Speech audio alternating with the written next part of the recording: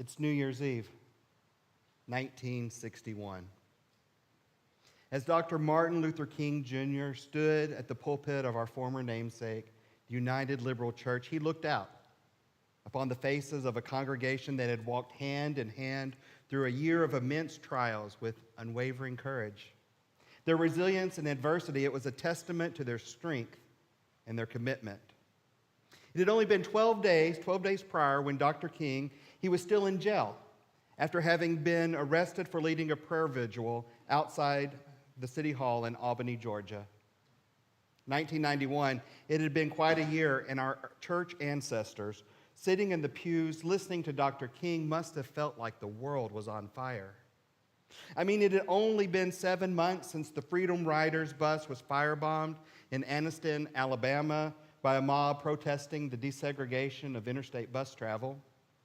Only 2 weeks before Dr. King gave this sermon, the home of Arthur Shores, a prominent African-American attorney and civil rights activist, was bombed in Birmingham. And then that next month, within just a few weeks, 3 churches in Birmingham would be firebombed. The South, quite literally, was ablaze with turmoil and resistance. I want you to take just a moment. I want you to situate yourself there. It's New Year's Eve, 1961, and I want you to feel the urgency of an unfolding revolution. The time for action, it was not in the distant future.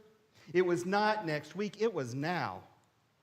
The civil rights movement, it wasn't just a concept. It was tangible, and the need for immediate action was not just a suggestion. It was a necessity.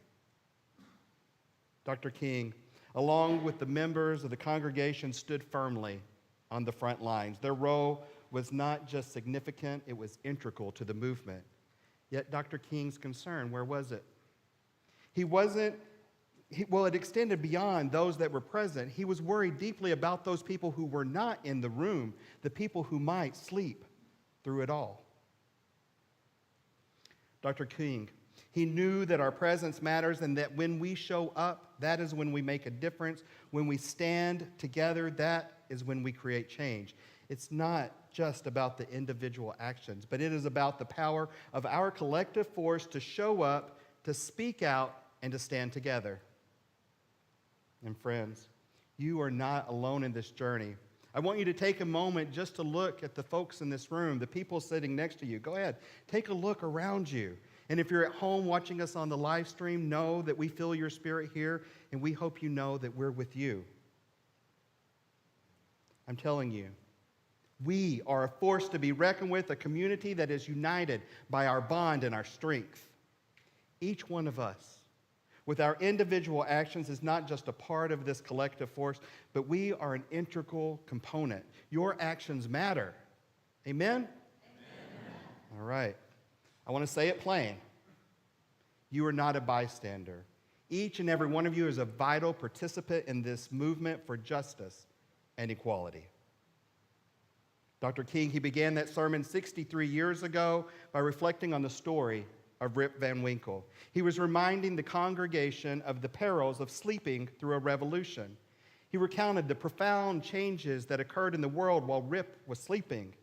It was a cautionary tale. It was a vivid reminder that they too stood amid a revolution that was demanding awareness, action, and unwavering resolve. As Dr. King spoke, he couldn't help but reflect on the bravery of the Freedom Riders and the ongoing struggle in Albany, Georgia. These were not just tales of the past few months. They were living testaments to the enduring fight for freedom and equality. The struggle was not over by any stretch of the imagination. It was ongoing, and it was up to each and every one of them. I say it was up to each and every one of us to keep the flame of justice burning.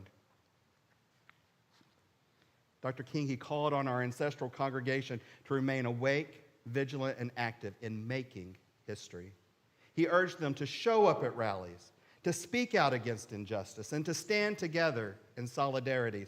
These are the actions that will drive meaningful change in a community. A couple of weeks ago, my phone rang. I'm going to move this back. My phone rang. It was my good friend Laura Beth and my teammate. She was on the line. We had all just witnessed the attempted assassination of a former U.S. president. And now it was a week later. And our current president had just announced that he was not going to seek re-election for a second term. It was a week with few parallels in American history, and Laura Beth said to me, "Bryce, I just want to live in precedented times." She said, "I am so tired of the constant stream of unprecedented," and obviously it preached to you because it preached to me. We had just gone through an unprecedented pandemic, an unprecedented assault on the nation's capital, and an unprecedented trial naming an American president a convicted felon 34 times over. I too craved for a precedented time, a time to catch my breath. Friends, Laura Beth and I, we felt the same way. We were more than just tired. We were exhausted. Anyone else? So, what happens when people get tired? That's right. We sleep. Dr. King's sermon, Remaining Awake Through a Revolution, was tweaked, and it was given many times in the ensuing years, including 8 years later on March 31st, 1968, at the National Cathedral in Washington, D.C., just 4 days before he was assassinated. And here we are 6 decades later, and that sermon, it still preaches. We find ourselves in precarious times, times in which we cannot afford to be asleep.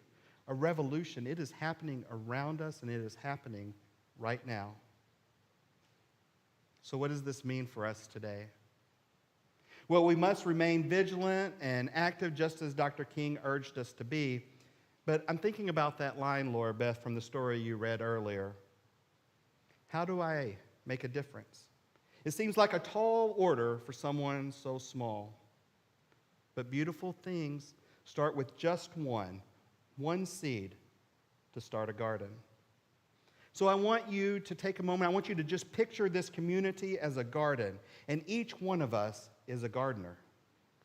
When we show up, we plant the seeds of change. When we speak out, we nurture these seeds, giving them the sunlight and water they need to grow. And when we stand together, we cultivate a thriving garden of resilience and hope. Every action we take, it doesn't matter how small, it's a vital part of that process. So, what matters most to you? What seeds of change do you want to plant?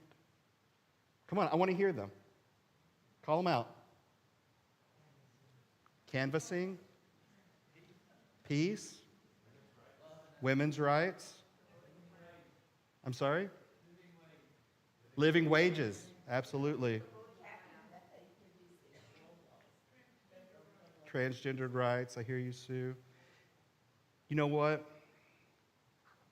I want you to think for a moment about all of these things, because each of these causes that you've just called out, the ones that are on your heart, the ones that are on your spirit, they are essential, and they're all at stake. And so many more are at stake right now. The future of our community, our nation, and our world, it depends on the actions in the coming months.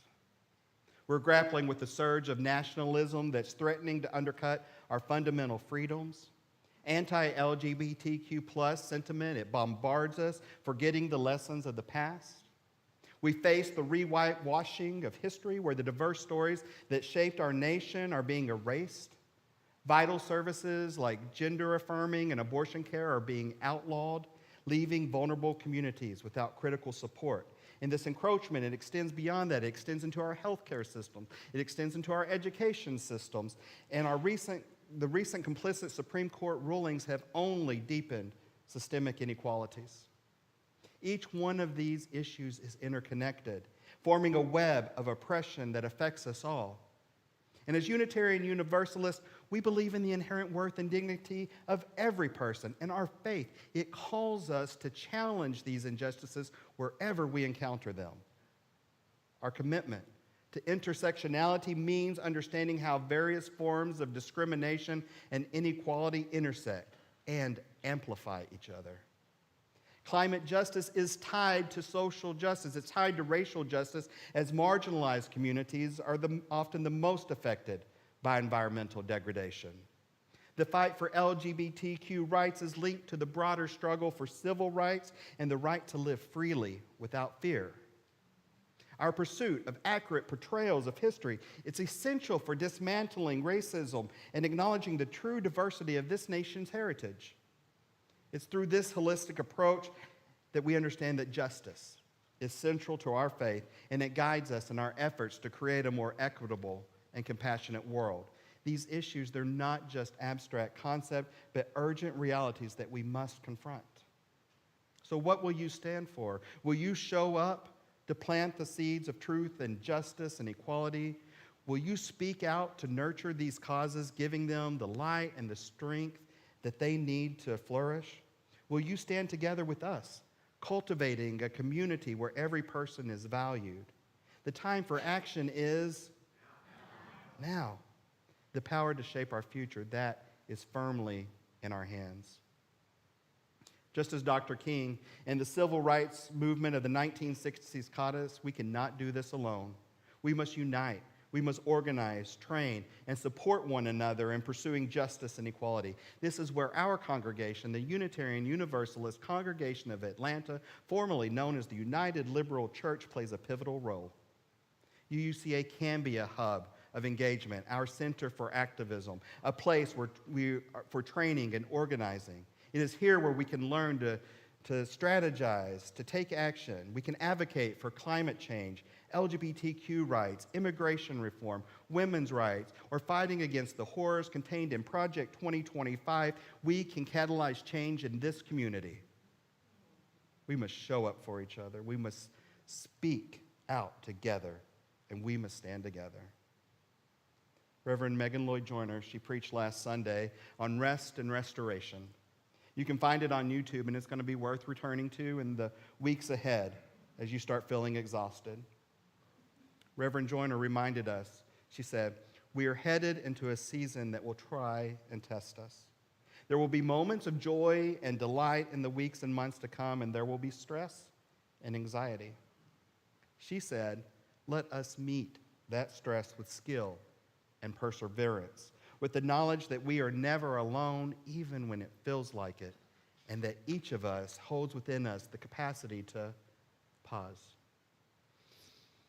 to take a breath, to center ourselves, to rest in the moment, to find our peace. Yes, friends, we can be both awake and restored. When the work of a revolution is daunting, we each have each other, which works best when we all show up. We can't leave it to Sue Certain alone to advocate for carbon offset fund. We can't leave it to Joy Bora alone to transform mass incarceration. And we can't lean too much on Interweave to advocate for trans inclusion. It's more the work of a revolution than any one person or group can do alone.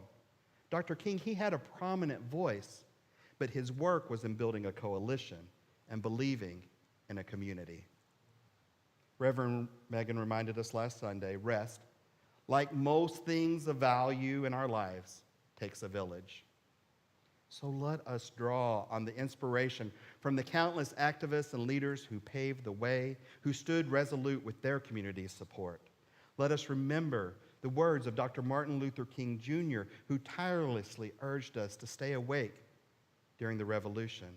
And let us pay tribute to their legacy by persisting in the fight for justice here in our time.